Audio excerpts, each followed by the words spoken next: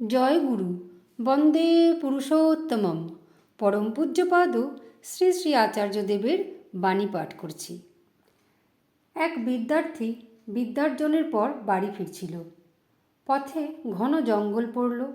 সেই জঙ্গলে এক ভয়ঙ্কর রাক্ষসের মুখোমুখি হলো। ঘোরতর যুদ্ধ বেঁধে গেল। বিদ্যার্থী পরাস্ত হলো। রাক্ষস তার বুকের ওপর চেপে বসল।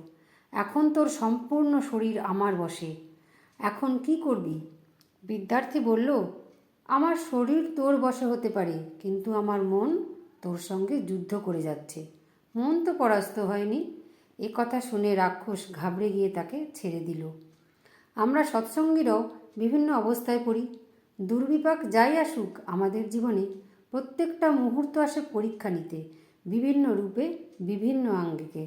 সেই সবের মধ্যে দিয়ে আমরা এগিয়ে যাব, হারব না। জয় গুরু।